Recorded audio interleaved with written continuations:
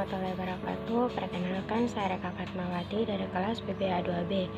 Di sini saya akan mempresentasikan mengenai materi psikolog dari kelompok 1 dan kelompok 2. Baiklah, yang pertama yaitu mengenai pengertian dari psikolog pendidikan. Istilah psikolog ini disebut juga dengan ilmu kejiwaan. Psikolog ini berasal dari dua kata, yaitu psi yang berarti jiwa dan logos yang berarti ilmu. Jadi jika disatukan artinya ilmu kejiwaan.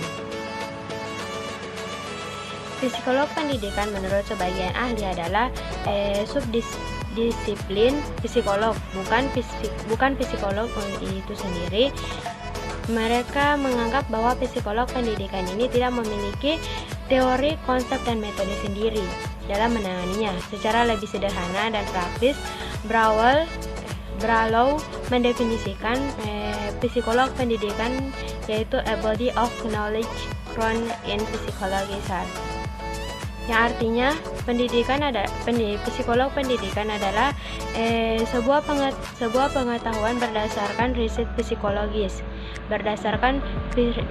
psikologis yang menyediakan serangkaian sumber-sumber untuk membantu Anda melaksanakan tugas sebagai seorang guru dalam proses mengajar dan belajar secara lebih efektif. Karena dengan mengetahui psikologi dari seorang siswa, maka memudahkan seorang guru untuk mengajarkannya. Apakah dia agar guru lebih mengetahui kemampuannya ini seperti sampai gimana. Terus yang kedua yaitu pengertian pertumbuhan dan perkembangan. Pertumbuhan diartikan sebagai suatu penambahan dan ukuran bentuk, berat atau pikiran dimensif daripada tubuh dan bagian-bagiannya. Sedangkan kata perkembangan ini dimaksudkan untuk menunjukkan perubahan-perubahan dalam bentuk. Jadi antara pertumbuhan dan perkembangan ini ada perbedaannya. Kalau pertumbuhan itu penambahan ukuran bentuk, sedangkan perkembangan ini menunjukkan perubahan-perubahan dalam suatu bentuk. Pertumbuhan ialah perubahan secara fisiologi dari hasil proses kematangan fungsi-fungsi jasmani sebagai akibat dari adanya pengaruh lingkungan. Itu pengertian menurut Baharudin 2009. Pertumbuhan dapat diartikan sebagai proses berubahnya keadaan jumlah atau fisik yang turun-temurun dalam proses aktif yang berkesinambungan terstruktur. Sedangkan perkembangan berkenaan dengan peningkatan kualitas, yaitu peningkatan dan penyempurnaan fungsi. Itu pengertian menurut Syaidah 2003. Adapun faktor-faktor yang mempengaruhi terhadap pertumbuhan dan perkembangan yaitu pertama faktor internal. Faktor internalnya ini dibagi lagi menjadi beberapa, yaitu pertama faktor genetik atau hereditas. Faktor genetik yaitu faktor yang berasal dari gen dari dalam tubuh. Sedangkan faktor fisiologi adalah faktor-faktor yang berhubungan dengan kondisi fisik individual. Contohnya seperti tubuh warna kulit, faktor gizi dan asupan makanan, dan yang terakhir yaitu faktor psikologi. Jadi dari faktor fisiologis ini, jadi ada tiga faktor internalnya, yaitu pertama yaitu faktor genetik, yaitu faktor yang berasal dari gen, faktor fisiologi yaitu faktor yang berasal dari fisik, contohnya seperti warna kulit, dan faktor gizi dan asupan makanan. Jadi asupan makanan ini berpengaruh juga dalam pertumbuhan dan perkembangan. Terus yang ketiga itu faktor psikologis. Apabila psikologis seseorang tersebut tertekan, maka dia akan berpengaruh kepada pertumbuhan dan perkembangannya. Terus yang kedua yaitu faktor eksternal. Faktor eksternal yaitu pertama disebabkan oleh faktor biologis atau yang berasal dari keturunan. Faktor yang berkaitan dengan keperluan primer seorang anak pada awal kehidupannya. Faktor ini mewujudkan berupa pengaruh yang dating pertama kali dari pihak ibu dan ayah. Jadi faktornya ini berasal dari ayah atau ibu.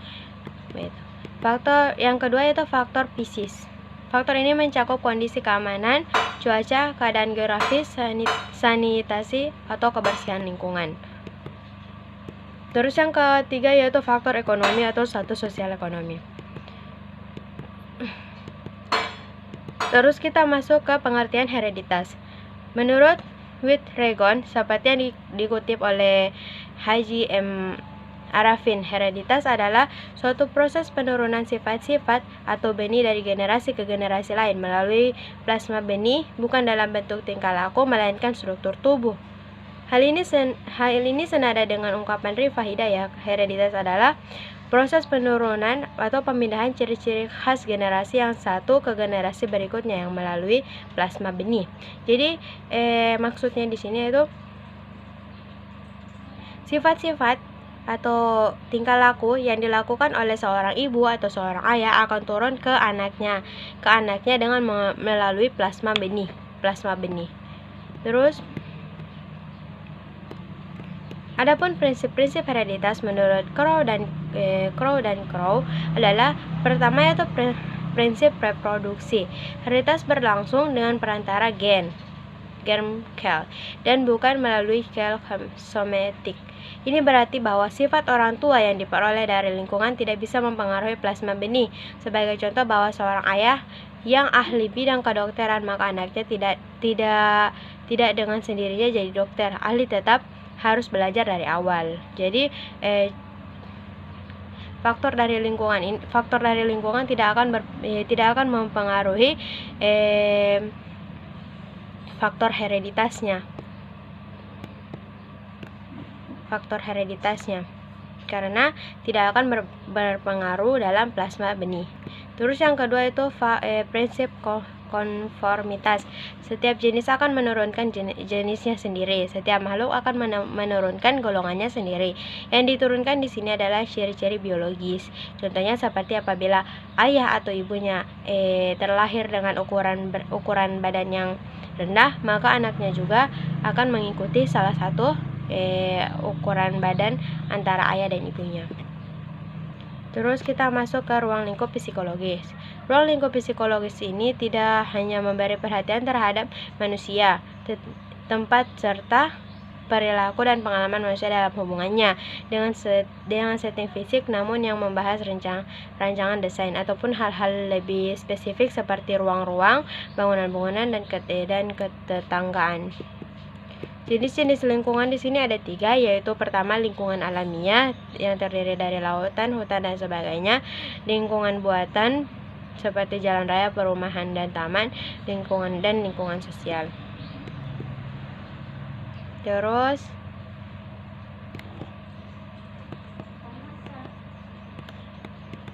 kita masuk ke pengertian motivasi belajar. Motivasi adalah pendorong, yaitu suatu usaha yang disadari untuk mempengaruhi tingkah laku agar ia tergerak hatinya untuk bertindak melakukan sesuatu sehingga mencapai suatu tujuan tertentu.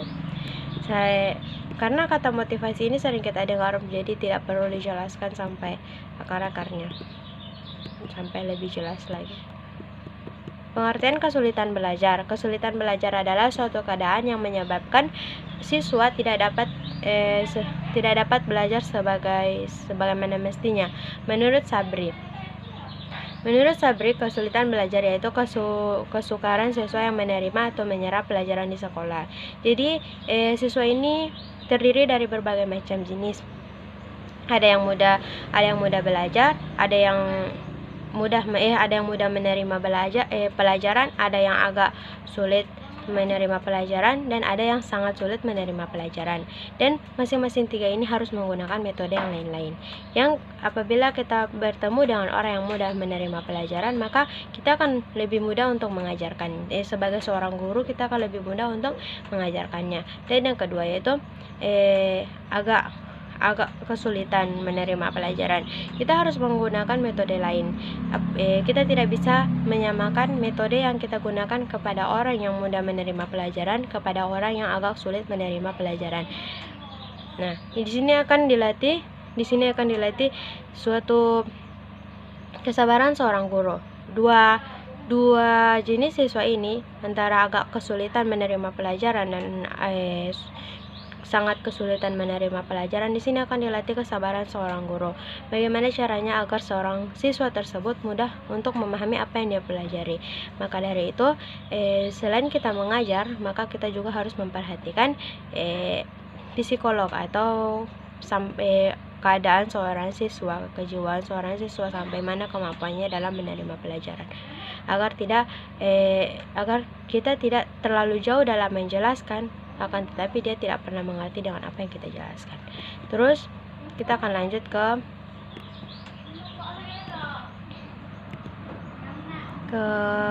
materi selanjutnya, yaitu pengertian teori belajar. Pengertian teori belajar yang pertama yaitu teori belajar behavioristik. Behavioristik adalah sebuah teori yang dicetuskan oleh Gag dan Breiling tentang perubahan tingkah laku sebagai hasil dari pengalaman belajar. Belajar dalam pandangan behavioristik merupakan sebuah bentuk perubahan yang dialami siswa dalam bentuk perubahan kemampuan yang bertingkah laku dengan cara yang baru sebagai hasil dari interaksi antara stimulasi dan respons. Terus yang kedua yaitu pengertian teori belajar kognitif. Teori ini mementingkan proses belajar daripada hasil belajar itu sendiri. Teori ini mengatakan bahwa belajar tidak sekedar melibatkan hubungan antara stimulus dan respon antara guru dan siswa. Belajar melibatkan proses berpikir yang sangat kompleks. Hal ini terputus pada proses bagaimana suatu ilmu yang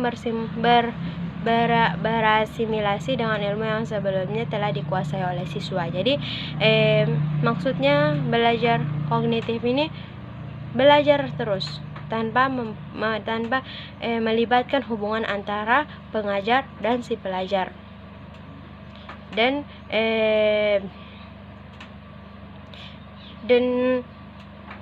teori belajar ini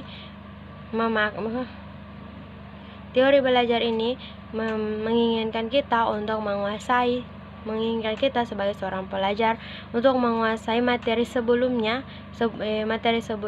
dan materi yang sekarang ini. Dan ini cocoknya. Terus yang ketiga itu pengertian teori humanistik. Pengertian humanistik psikologi humanistik berusaha memahami tingkah laku individu dari sudut pandang pelaku, bukan dari pengamat. Menurut aliran ini, tingkah laku individu ditentukan oleh individu itu sendiri. Proses belajar harus berhulu dan bermuara pada manusia itu sendiri.